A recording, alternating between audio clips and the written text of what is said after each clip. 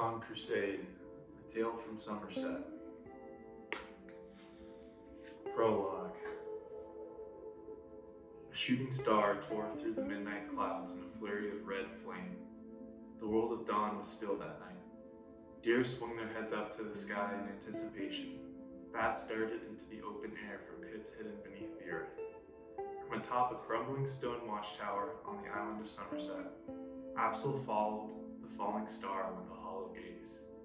Long ago, a generation before Absol's birth, the Great Spirit made the woods of Somerset her home and rose the island out of the merciless tide cast by the aged sea. Now the isle clung to the air, a jagged mass of earth resting high above crashing waves. Timber and gathered stones lined the empty dirt streets. The many burnt homes and shops had recently been torn down with hopes of rebuilding. Absol could still imagine the town as it once was, teeming with merchants and welcoming faces. "Absalom, are you hiding from me?" Beth asked as she rounded the narrow steps of the tower. Her eyes were tired, as were Absol's. Beth's brown hair was freshly washed and rolled down her shoulders.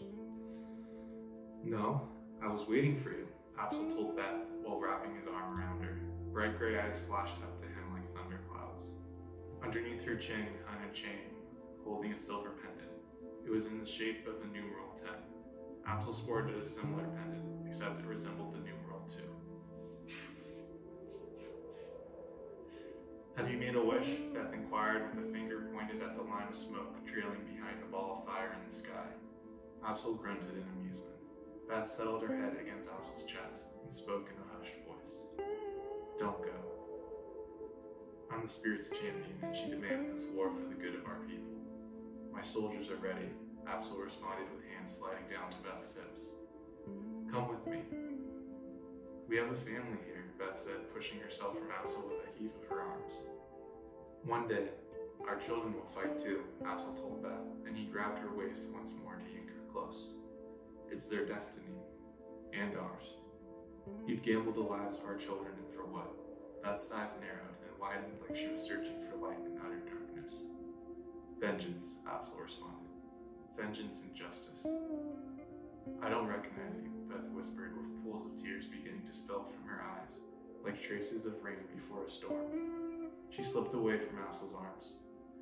"You're lying to yourself." Absol became defensive in the face of her agony.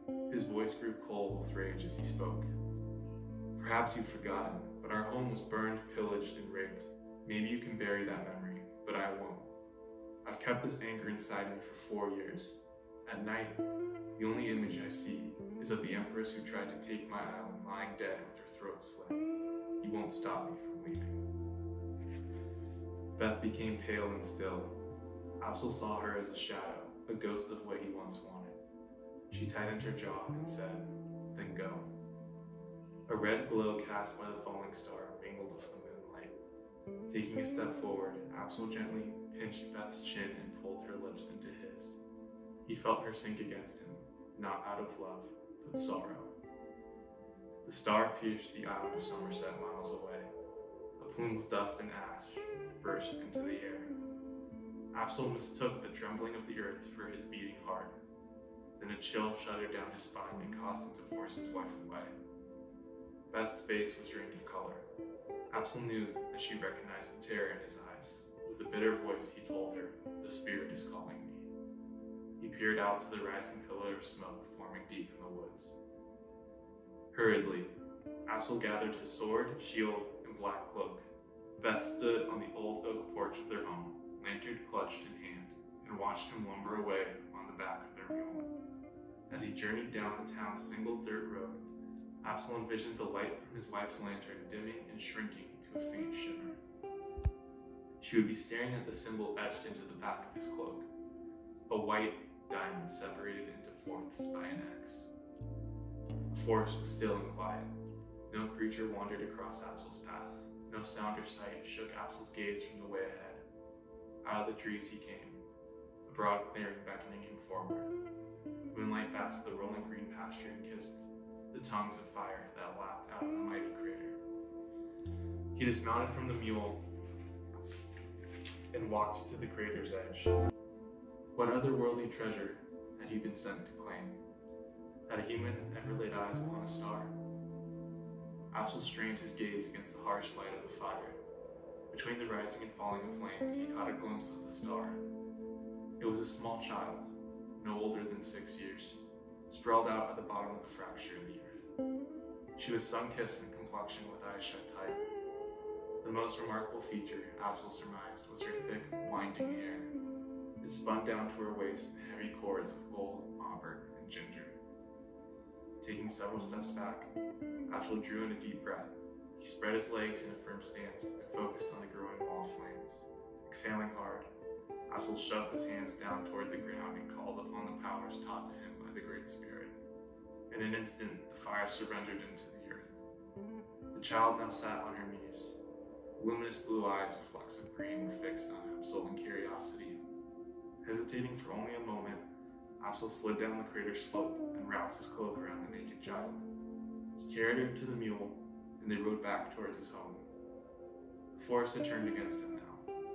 Wolves stalked Axel from the cover of trees, and a cougar perched itself on thick branches above him. Axel pulled out an unlit torch from a bag on the mule's hip. He snapped his fingers against the torch's head, creating a yellow spark of flame. The torch ignited, and Axel waved it about himself in warning. Held against his chest, the child reached out for the light playfully. Axel swatted her hand away. Low growling rumbled from the foliage, and the feline predator leaned out onto its front paws to claim the first strike. The child stretched out her hand once more. A light surged from the torch, bright and pure. Growls erupted to frightened yells, and large cats scurried into darkness along the branches. Axel could not stand to stare into the torchlight, yet he held it tightly ahead of him. He had begun to understand his purpose. Slowly the spirit's intentions were becoming illuminated. Before the sun could rise, Axel brought the young girl into his home. Beth had not gone to sleep. She was sitting in a wicker chair near the dwindling fire, wearing a somber frown. Her worry melted to awe and bewilderment upon seeing her husband and the bundle in his arms. "Who are you?" Beth asked as she rushed over to inspect the child. "A little star," Axel told her, and he stroked the girl's long hair free from underneath the cloak. Two tiny heads poked around the hallway. Axel caught the eyes that came with them, causing his son and daughter to dart away. "Ike, Bridget," Axel called toward the pattering footsteps. "It's all right, come here." A boy came around the corner, rubbing his eyes. He was 4 years old, had rigid brown eyes like his father, and was topped with a mop of chestnut hair. He and Beth had expected it to stay blonde, but it had darkened over the last year. Bridget rushed past Ike, knocking him over. She was 2 years older than Ike, had thin blonde hair like her father, and a toothless grin. "What's that?" the little girl asked curiously. Ike popped up to his feet and approached Axel warily. As Ike and Bridget closed in, the girl who fell from the stars clutched Axel's shirt and looked at the children intently. "Say hello," Axel instructed them. Bridget waved hesitantly, and Ike's lips parted, yet no words left them. Axel recognized the gleam in his son's eyes. He was looking upon something more beautiful than he ever thought possible.